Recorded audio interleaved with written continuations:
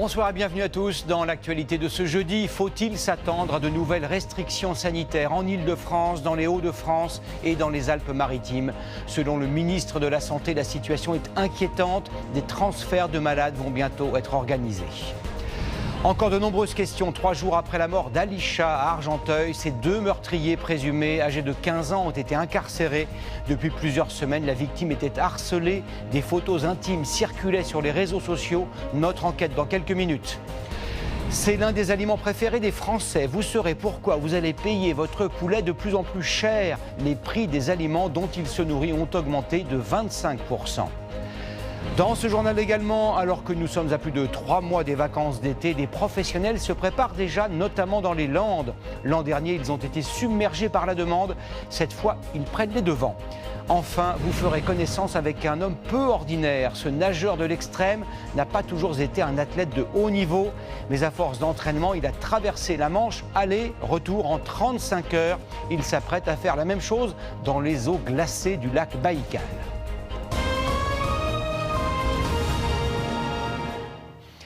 Une situation tendue et inquiétante. Cela fait plusieurs mois qu'un ministre n'avait pas été aussi alarmiste pour décrire l'évolution de l'épidémie en France. Sur quels chiffres se base-t-il? Le gouvernement prépare-t-il les Français à un nouveau confinement, par exemple le week-end?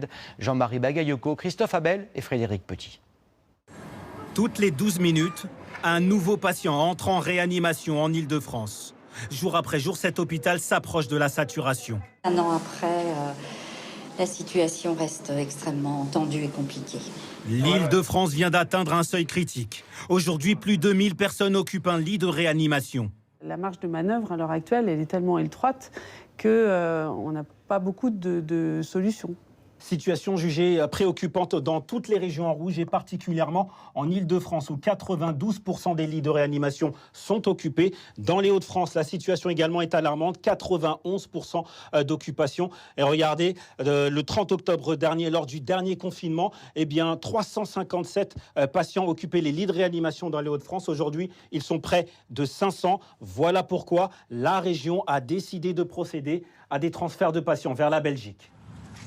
Comme l'année dernière, lors des 2 premières vagues, les hôpitaux des Hauts-de-France, à bout de souffle, ont d'ores et déjà transféré 5 patients français vers des services de réanimation belges. Nous leur avons transféré aujourd'hui 5 patients de réanimation, des vrais patients réanimatoires. Ils sont en train de mettre d'autres lits, je ne vais pas dire à notre disposition, bien sûr à la nôtre, mais surtout à la disposition des habitants du Nord et du Pas-de-Calais, il faut vraiment le savoir. D'autres transferts ont eu lieu en train vers la Normandie et en avion vers Limoges. Les cliniques privées, elles aussi, participent à cette solidarité. Près de Nice, cet établissement a permis de donner un peu d'air aux hôpitaux publics de la région.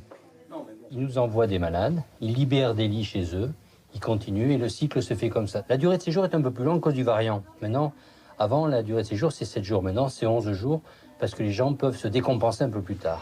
Mais pour certains médecins, déplacer des malades du coronavirus mobilise beaucoup trop de personnel.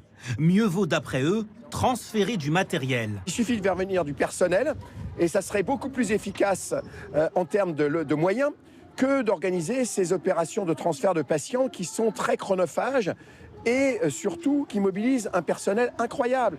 En Île-de-France, une dizaine de patients pourraient être transférés par TGV dès ce week-end vers les régions de l'Ouest.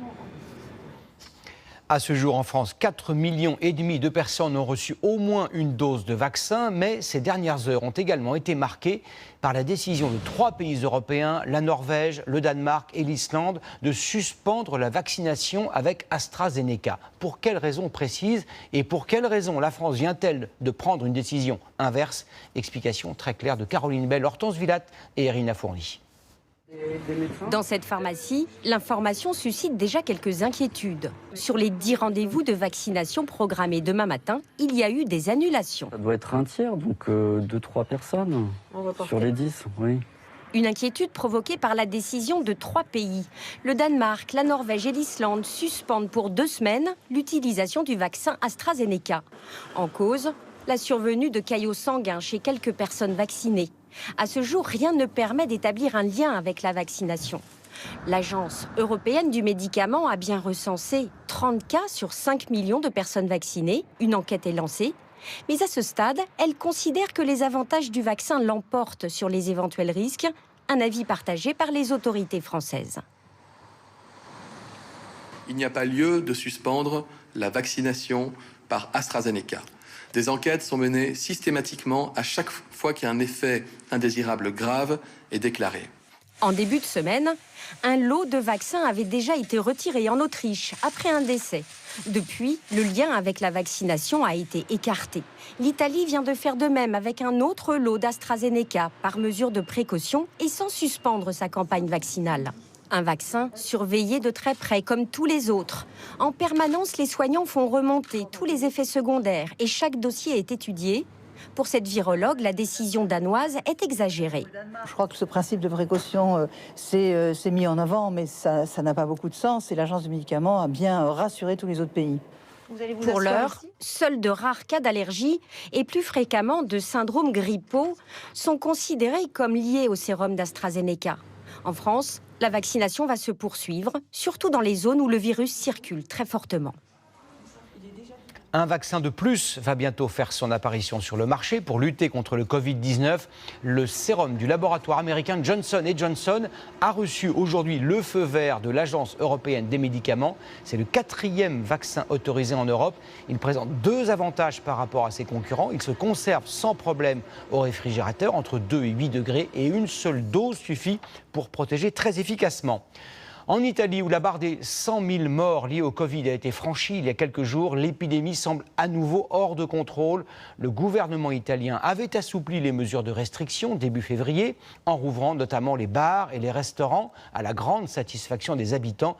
Mais aujourd'hui, l'atmosphère est bien différente et de nouvelles mesures de restriction pourraient être annoncées dans les prochaines heures. Reportage à Milan de nos envoyés spéciaux David De Arrojo et Jean-Yves Chamblet. À voir les rues de Milan aujourd'hui, on peine à croire qu'il y a quelques jours encore, elles étaient bondées. Désormais, fini les déjeuners en terrasse. Les restaurants, qui avaient à nouveau fait le plein, ont dû ranger leurs tables. Les musées ont également refermé leurs portes. Les écoles n'accueillent plus aucun enfant. Le sentiment d'une vie presque normale fut de courte durée. Le problème, c'est quand tu donnes aux gens un peu de liberté, ils prennent toujours plus que ce que tu leur offres. Ça commence à me peser. Tous ces cas, ces chiffres qui augmentent, la situation dans les hôpitaux. Ici, la courbe des contaminations repart nettement à la hausse. Le nombre de cas a bondi de 30% en une semaine et pour ne rien arranger, la vaccination prend du retard. L'Italie est-elle en train de payer ses réouvertures au prix fort? Ce cadre de la région Lombardie admet des failles dans la stratégie du gouvernement. On ne résoudra rien en ouvrant, puis en fermant, puis en rouvrant et en fermant encore. On ne peut pas continuer de penser que les courbes de l'épidémie se gèrent uniquement de cette façon. Je considère que la 3e vague arrive à un moment où d'autres variants, en particulier le variant britannique, plus contagieux, sont arrivés. Qui plus est, dans une situation où les restrictions n'étaient clairement pas suffisantes. Un durcissement des mesures devrait être décidé. Un confinement le week-end ou encore la fermeture des boutiques. Les régions seront fixées demain sur leur sort. Également dans l'actualité de ce jeudi, les suites de l'enquête sur la mort d'Alisha, cette adolescente de 14 ans tuée il y a 3 jours. Les 2 meurtriers présumés, âgés de 15 ans, ont été mis en examen et incarcérés. On en sait plus ce soir sur les circonstances de ce drame. Reportage d'Esther Lefebvre et Henri Dreyfus. Après 48 heures de garde à vue, ce soir, les 2 adolescents dormiront derrière les barreaux. Un jeune garçon et sa petite amie âgée de 15 ans, poursuivis pour assassinat. On assiste à un garçon qui est complètement effondré de ce qu'il a commis, de ce qu'il a fait. Il ne conteste absolument pas sa responsabilité. Ils sont tous les 2 en état de choc, tous les 2 complètement abasourdis par ce qu'ils ont fait. Ils ne pensaient même pas qu'elle était morte. Leur victime s'appelait Alisha, 14 ans. Ils lui ont tendu un guet-apens. Sous ce viaduc, elle est brutalement frappée par le jeune homme. Puis avec sa petite amie, il la jette à l'eau. Elle mourra par noyade. Un déchaînement de violence sur fond de rivalité amicale et amoureuse alors que les 3 collégiens s'étaient rencontrés dans cet établissement en septembre dernier. 3 jours après le drame, leurs camarades sont toujours sidérés. C'est une très bonne élève. Après, voir qu'elle se faisait harceler pendant des mois, c'était... voilà quoi, c'est choquant. C'est une jeune fille qui s'est fait jeter dans la Seine, donc c'est bizarre d'entendre ça. Et ce qui m'a le plus choqué, c'est des troisièmes. Ils sont jeunes. Ouais, ils sont jeunes.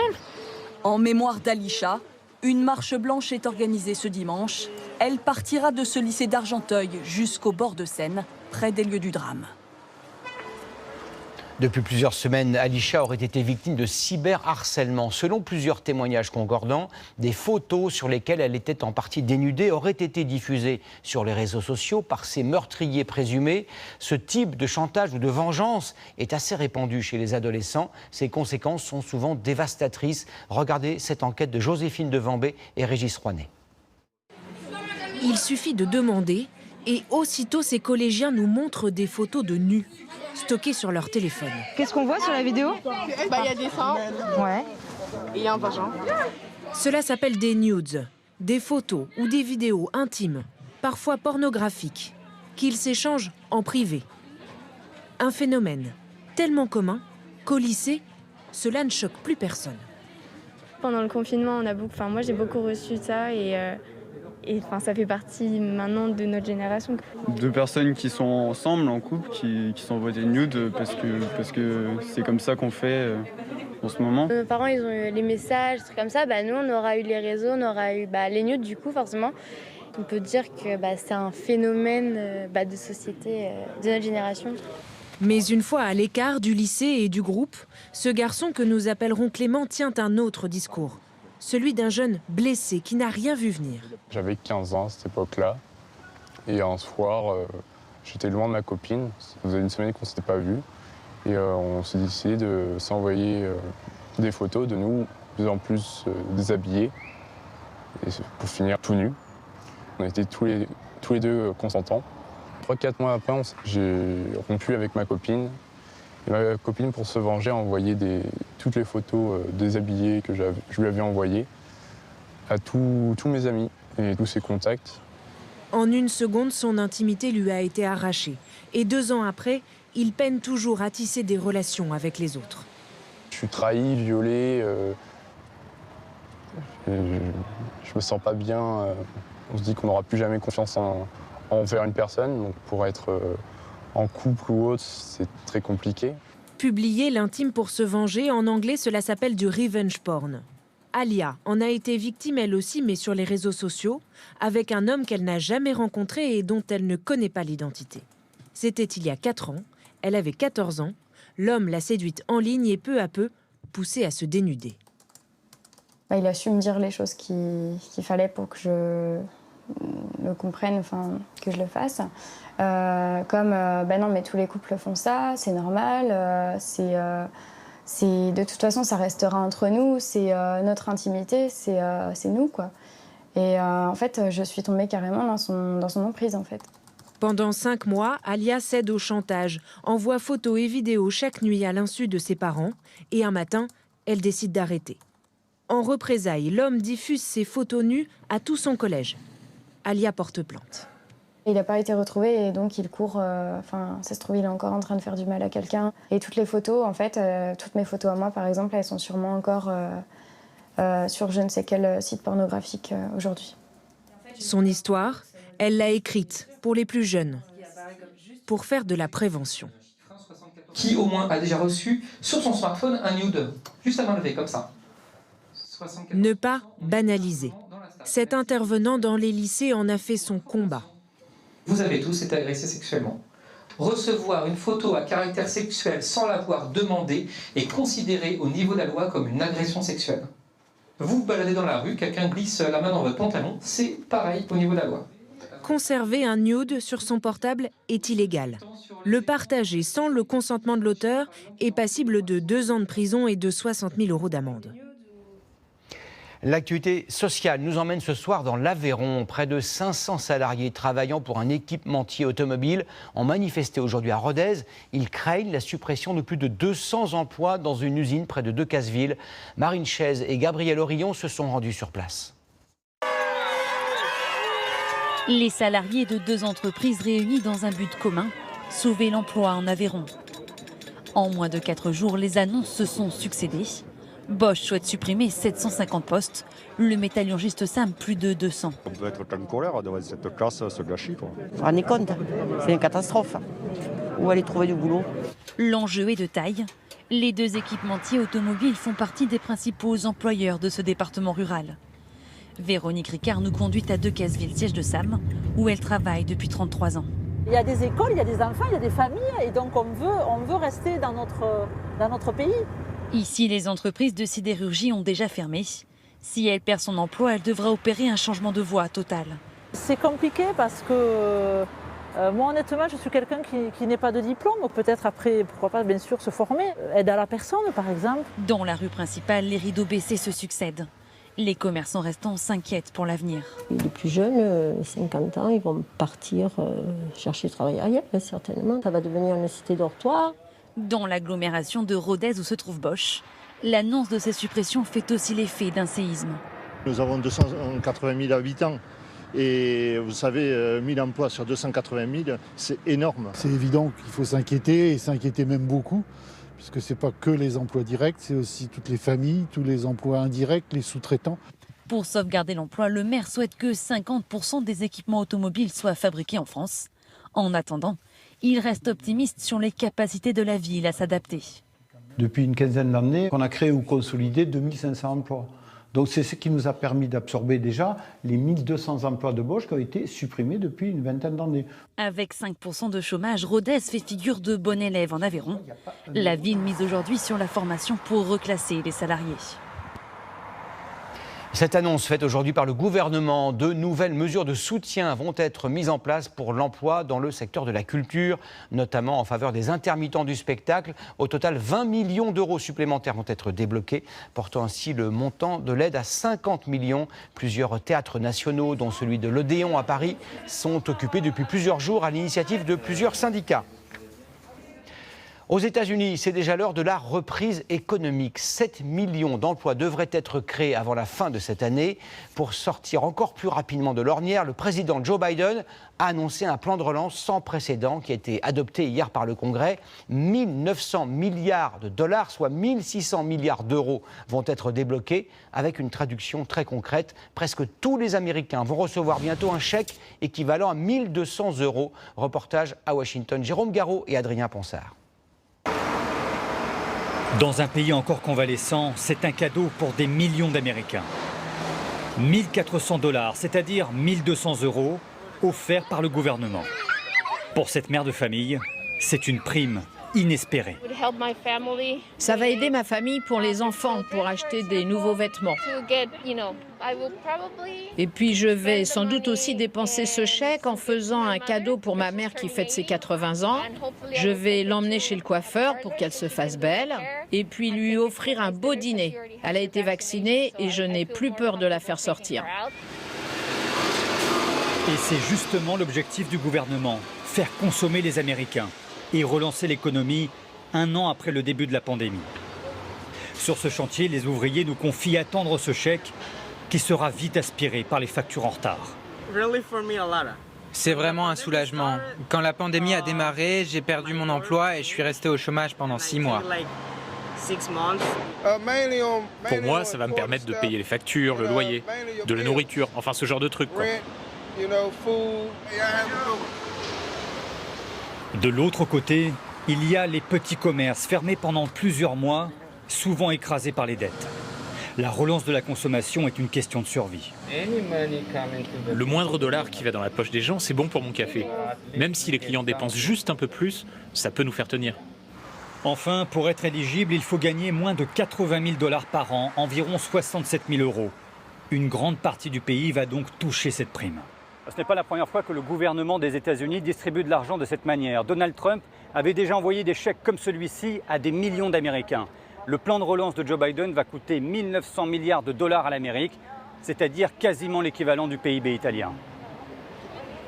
Bonsoir mon cher François. Bonsoir Gilles. Joe Biden vient de signer à la seconde, à l'instant, ce plan de relance de 1900 milliards de dollars, soit 1600 milliards d'euros. Il vient de faire ça à la Maison-Blanche.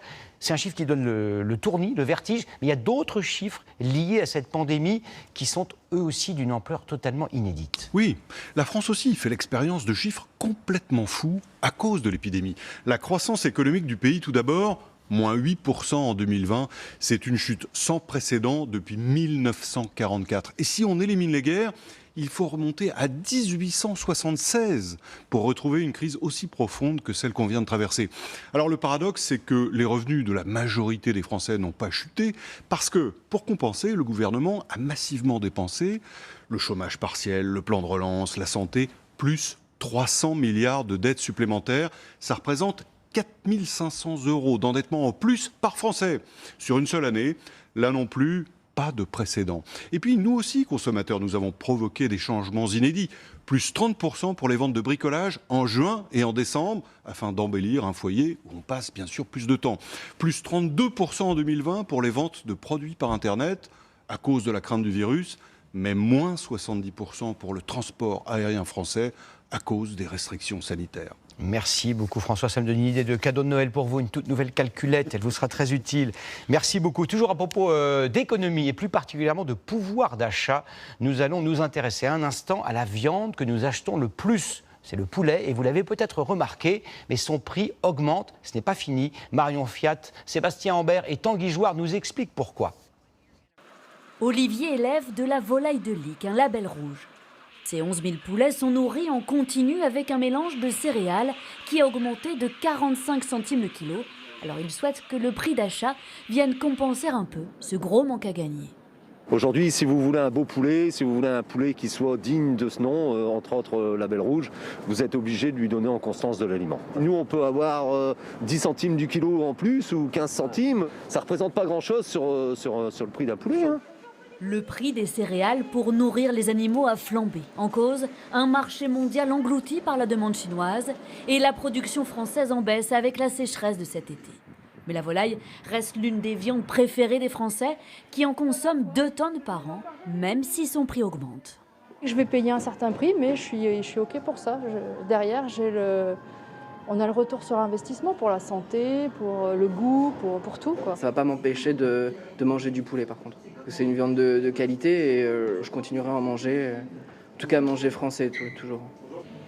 Ce boucher propose de la volaille de Bresse. Ce matin, il a justement téléphoné à son éleveur qui lui a annoncé une hausse de ses prix.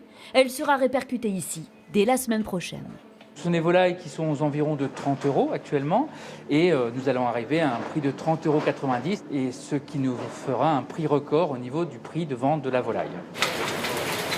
La majorité des restaurateurs est prête à jouer le jeu parce que le poulet est un incontournable. Aujourd'hui, Florence prépare des filets avec une sauce crémée et une salade de légumes.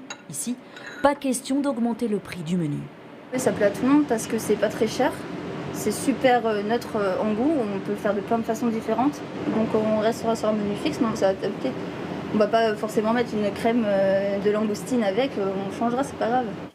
Quelques centimes de plus pour les viandes les plus qualitatives. Pas de quoi freiner la consommation de volaille qui a augmenté de 15% en 5 ans. Lui pourrait en revanche vous coûter bien moins cher. Le permis de conduire, il est devenu presque indispensable pour de nombreux salariés ou travailleurs indépendants, mais son coût est souvent un obstacle. Bonne nouvelle, il est possible de le financer grâce au compte personnel de formation. C'est un dispositif qui rencontre un grand succès, comme nous le montre Ludovic Romanin et Xavier Boucher. Fatia Nyang prend aujourd'hui sa 40e heure de cours de conduite. Elle est salariée dans une grande société. Léa Alam en est à sa 8e heure derrière le volant. Elle travaille en alternance dans une entreprise. 2 trajectoires professionnelles et un point commun. Elles ont financé leur permis de conduire avec leur compte personnel de formation. Le CPF, un compte alimenté chaque année par leur entreprise. Voilà, là, normalement, il y a des places et on va pouvoir stationner par là. Résultat, leur permis est payé en totalité, 1 800 € en moyenne. C'est un gros budget, oui, pour passer le permis de conduire. C'est pas donné à tout le monde, donc ça peut être une très bonne solution, le CPF. J'ai rien payé parce que j'ai assez de sous sur mon compte CPF, comme ça faisait un moment que j'ai commencé à travailler. Depuis 1 an, le CPF, le compte personnel de formation, permet de financer le permis de conduire. Une formule actuellement plébiscitée. Dans cette auto-école, elle concerne désormais 7 élèves sur 10. Chirel Torjman gagne 1 300 € par mois. Sans le CPF, impossible de se payer le permis de conduire, pourtant indispensable pour travailler. Dans la vie, sans le permis, c'est une galère, surtout quand on habite pas vraiment en région parisienne. Donc, ouais, c'est très important le permis. Très, très important. Dans cette auto-école en ligne, plus de 2000 élèves ont choisi ce financement. 2 personnes se chargent des démarches administratives. Tout se fait en à peine 10 minutes. Il suffit de se rendre sur son compte, voir la somme dont on dispose et cliquer sur l'auto-école de son choix. Vous n'avez pas eu de mal pour monter le dossier CPF ? Moi qui fais pas souvent des papiers, ça va. Pour son directeur, de plus en plus d'auto-écoles cherchent à rentrer dans ce dispositif. C'est une source de croissance importante. On fait partie de ces acteurs-là. Et puis pour les auto-écoles traditionnelles, c'est une façon de développer, de continuer ou de sauver une partie de leur activité, c'est certain. Et pour faire face à la demande croissante d'inscription, cette auto-école en ligne recrute actuellement 20 moniteurs par mois. Nous vous parlons fréquemment dans nos journaux d'environnement. Excellente illustration avec cette page qui vient de se tourner à Lille. Après 35 ans d'activité, une centrale à charbon qui alimentait l'agglomération en chauffage a été définitivement arrêtée. Elle va être remplacée par une énergie presque inépuisable, les déchets et les ordures ménagères. Reportage Fabien Chadeau et Julien Clouzot. Des ordures ménagères pour se chauffer. Dans certains quartiers de Lille, ces sacs poubelles sont devenus le nouveau combustible. Vous me surprenez là. Et alors c'est une bonne chose. Ça permet de faire quelque chose avec les ordures, quoi. C'est intelligent parce que du coup ça va aider l'environnement pour la planète. Début janvier, ses habitants étaient encore chauffés par cette usine alimentée par des tonnes de charbon. Il tombait sur ce tapis roulant et qu'il l'a mené en haut de la chaudière charbon. Tout s'est arrêté le 18 janvier, c'est définitivement terminé. Dans cette immense chaudière, la chaleur dégagée par la combustion du charbon permettait de chauffer des milliers de radiateurs. Désormais, c'est dans cette usine en périphérie de la ville que les camions-bennes acheminent le nouveau combustible. À la place du charbon, ces tonnes de déchets non recyclables. En clair, les poubelles grises collectées par les éboueurs. Vous avez des déchets organiques et vous avez aussi un certain nombre de déchets qu'on ne pourra jamais trier. Et ils sont donc introduits dans la trémie. Et là, ils vont glisser petit à petit dans le four, ce qui va permettre de générer une fumée qui sera très très chaude. L'énergie de la combustion des déchets va permettre de faire monter en température de l'eau, environ 110 degrés. Cette eau sera ensuite acheminée par ces tuyaux et va permettre de chauffer environ 25 000 habitants de la métropole lilloise.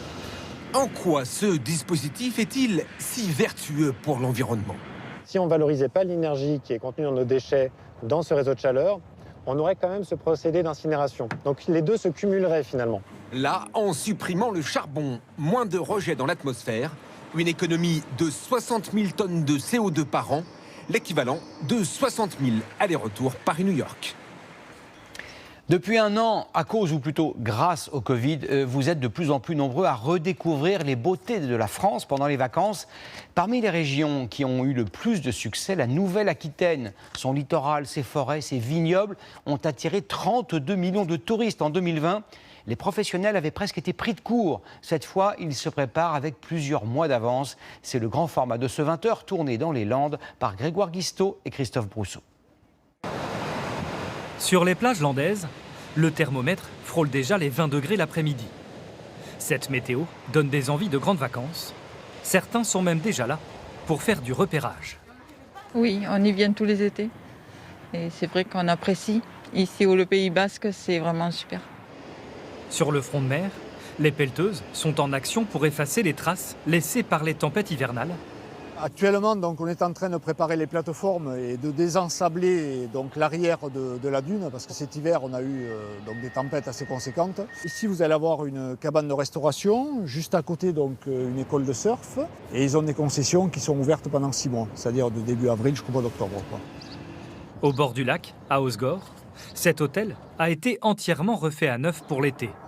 C'est parti pour la saison, on ouvre vendredi, donc demain, avec les premières chambres qui nous font l'honneur de venir chez nous, visiter ce bel établissement. Ici, les prix des hébergements varient entre 80 et 200 € la nuit.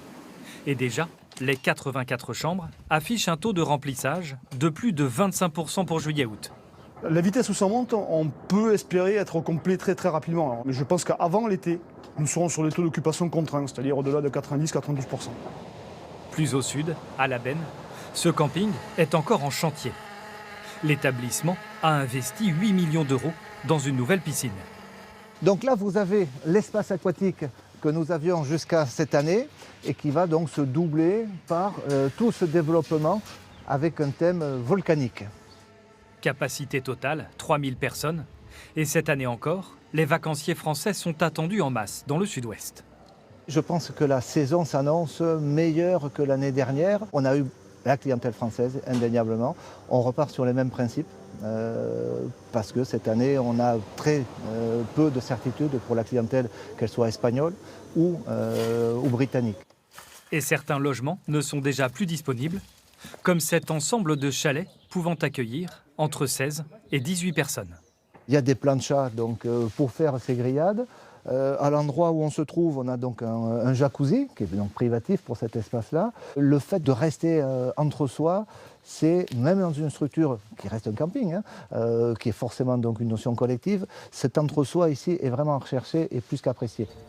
Ce que veulent les vacanciers, c'est se protéger du virus, tout en prenant un grand bol d'air, en famille ou entre amis. Oui, des grands espaces, le retour à la nature, c'est essentiel aujourd'hui, surtout avec ce que l'on vit actuellement. Et à Vieux-Boucau, station balnéaire très prisée l'été, la municipalité a sanctuarisé et aménagé 7 hectares de verdure pour ses visiteurs. Ça, c'est ce qui a été installé, c'est un platage de bois. Il va y avoir une extension où on va créer 2 observatoires pour, entre autres, voir des oiseaux et des insectes. Alors, pour répondre aux attentes des touristes, 5 ruches viennent d'être installées dans cette coulée verte. Ça y est, la reine a bien pondu. Ouais. Voilà une réserve de miel quand même, hein, des deux côtés. Il était temps, car les abeilles sont en avance cette année. Elles aussi ont sans doute hâte de voir les beaux jours s'installer. On a un climat qui est quand même très tempéré pour la saison. Et la saison, elle a 1 mois et demi d'avance. Il ne reste plus qu'à trouver du personnel pour accueillir ce flot de touristes. Un biscuit moelleux, poire, fèves de tonka et chocolat. Ça vous va ? Privé de forum de l'emploi pour cause de pandémie, ce restaurateur demi-misant passe par une plateforme virtuelle pour recruter des saisonniers. Mais avec les restrictions, difficile de prévoir. Nous, on embauche à peu près 6 saisonniers, quoi, voilà. J'ai des gars qui bossent l'été et l'hiver dans les Alpes, donc cette année, ils n'ont pas bossé, et qui doivent rembaucher normalement, on attaque au 1er avril, quoi. On attaque pour Pâques, on attaque la saison jusqu'à fin octobre. Mais là, on ne peut pas faire de contrat d'avril à octobre pour l'instant, quoi. Le littoral landais concentre à lui seul 85% de l'affluence estivale. L'an passé, on estime la fréquentation touristique à plus de 23 millions de nuitées sur le département. Tout autre chose à présent. Lorsque vous étiez enfant, vous avez sans doute regardé innocemment les Aristochats, Dumbo, Peter Pan ou Speedy Gonzales. Sous la pression d'une partie de l'opinion, notamment aux États-Unis, les studios qui ont produit ces dessins animés les jugent aujourd'hui sinon dangereux, du moins inappropriés, autrement dit politiquement incorrects. Dernier personnage jugé infréquentable et donc censuré, Pépé le Putois. Sylvain Mulenvois, Sander Randez-Adret et Antoine Bourgeois ont cherché une explication rationnelle. Hey, mais c'est vous que j'attendais depuis toujours. Pépé le Putois est-il un violeur? Ce copain de Bugs Bunny depuis plus de 70 ans est-il l'auteur d'agressions sexuelles répétées? C'est ce qu'affirme ce chroniqueur du New York Times. Pépé attrape et embrasse une fille qu'il ne connaît pas de manière répétée, sans son consentement et contre sa volonté. Elle se débat fortement pour lui échapper, mais il ne la relâche pas. Il verrouille la porte pour l'empêcher de fuir. Voilà la description factuelle d'une scène des Looney Tunes. Ah, ça c'est pas bien, par contre. Non, ça c'est pas bien. C'est dans l'air du temps en plus, hein. Je pense que c'est un séducteur. Mais aujourd'hui, ça sera un violeur. Mais c'est un animal.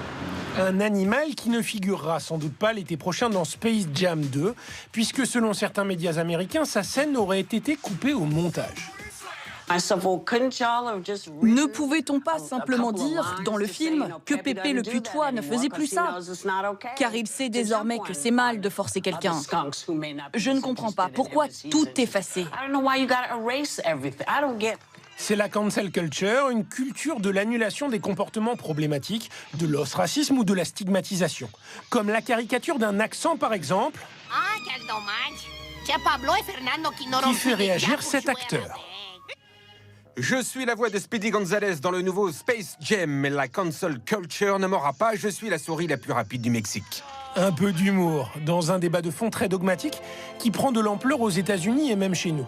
Désormais, les diffusions à la demande de Dumbo, Peter Pan ou Autant en emporte le vent commencent par un message soulignant que ces films contiennent des représentations datées et un traitement négatif des personnes ou des cultures dans leur diversité.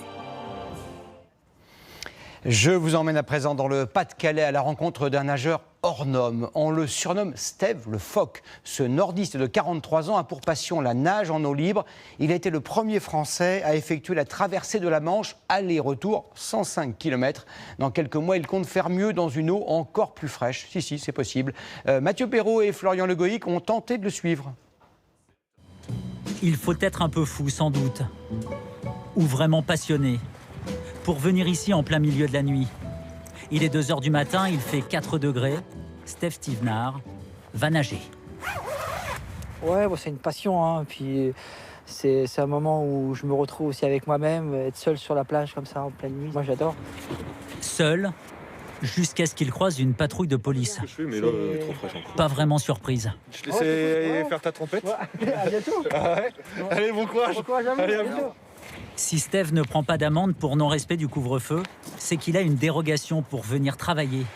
Ce soir-là, pendant 1 heure, il va enchaîner les allers-retours dans une eau à 7 degrés. Avant de ressortir avec le sourire. Super session, ça fait du bien. Et puis, non, mon corps s'habitue petit à petit. S'habituer au froid et à l'obscurité, c'est l'une des clés pour réussir son prochain défi. La traversée en équipe du lac Baïkal en Sibérie. Steve y représentera la France l'été prochain. Il y pense tous les jours, même sous la douche. Elle est à 5 degrés. C'est l'eau du puits, elle est plus fraîche que la mer. C'est le prix à payer pour pouvoir s'offrir ça. L'été dernier, Steve Stevenard est devenu le premier Français à réussir la traversée de la Manche. Aller-retour, 105 km sans s'arrêter. 15 heures à l'aller, 20 heures en retour. Je suis déglingué. Un truc incroyable. Près de 35 heures à nager, dans l'anonymat du détroit le plus fréquenté du monde. 35 heures avant de pouvoir dire « je l'ai fait ». C'est des moments très forts qui sont gravés à vie dans ma mémoire. C'est rien que d'en parler, j'en ai les larmes aux yeux, quoi. Ça me prend, quoi. Tout commence il y a 4 ans. Victime d'une escroquerie, Steve perd tout, son entreprise, sa maison. Sa femme part avec leurs enfants. Pendant 1 an, il va vivre dans un hangar, à quelques pas de la plage. C'est là qu'il se lance un ultimatum. Tu te dis, soit tu réussis cette double traversée de la Manche et tu vas rebondir et tu seras en adéquation avec toi-même et voilà, ça passe ou ça casse. Je veux dire, j'en parle, mais ça m'a. Si je vous parle là, c'est grâce à ça. Hein. Il dit que la mer et le sport lui ont sauvé la vie, que cet exploit l'a totalement transformé, mentalement, physiquement aussi. Lui, l'ancien pilote, l'ancien marathonien, a dû prendre 47 kilos pour réussir son pari. Donc j'ai pris le même régime alimentaire que les bars et les phoques. Et ça a fonctionné. Tout doucement, mon organisme a stocké ce bon gras et en fait, il s'en sert de carburant et d'isolant en même temps. En fait. Les Anglais lui ont donné un surnom qu'il assume totalement. Steve le phoque. Après tout, il mange des poissons 5 fois par jour avant de retourner nager dans l'eau froide. En général, cela se passe à 2 pas de chez lui. Ouais, la piscine open space. Il est heureux, Steve. Grâce à un sponsor, il vit aujourd'hui de sa passion. Il a déjà fait le tour de Manhattan ou celui de l'île de Jersey. Et il n'a pas l'intention de s'arrêter là. Voilà pourquoi il s'entraîne pendant des heures, quelle que soit la période de l'année, sous le regard admiratif des promeneurs du Pas-de-Calais. C'est 90% dans la tête. C'est clair. Faut le vouloir. Ouais. Mais n'allez pas croire que le champion ne s'offre jamais de réconfort. Et là, je vais au spa. J'ai un spa privé. Et entièrement naturel.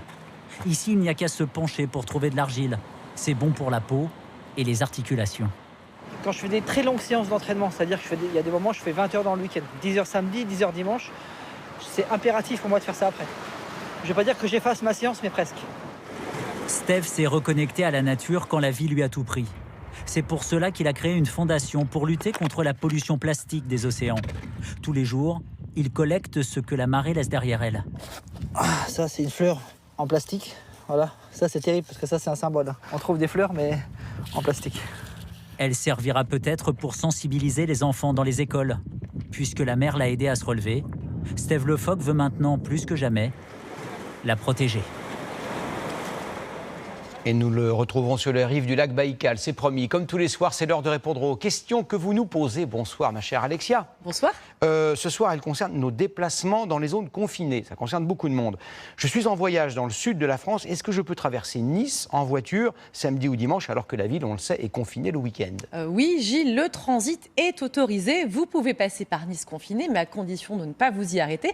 Sachez d'ailleurs que la préfecture des Alpes-Maritimes nous précise qu'il est possible d'aller à la gare ou à l'aéroport avec l'attestation dérogatoire de déplacement et un justificatif comme votre billet par exemple. Décidément, j'aime beaucoup Nice. Donc, supposons que je vive à Nice ou dans la région de Dunkerque. Je vais donc être confiné le week-end prochain. Durant ces 2 jours, est-ce que je peux me déplacer, par exemple, pour partir en vacances, pour rejoindre mon conjoint, ma conjointe, qui vit dans un autre département ?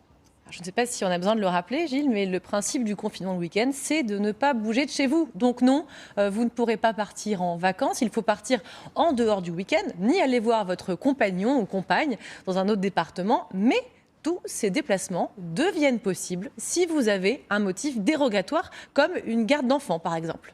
Comme vous savez tout, je vais vous poser une dernière question. Dans les villes confinées le week-end, quelle attestation spécifique, dérogatoire, doit-on utiliser si l'on doit se déplacer? L'attestation à utiliser est celle que vous connaissez, disponible sur le site du ministère de l'Intérieur.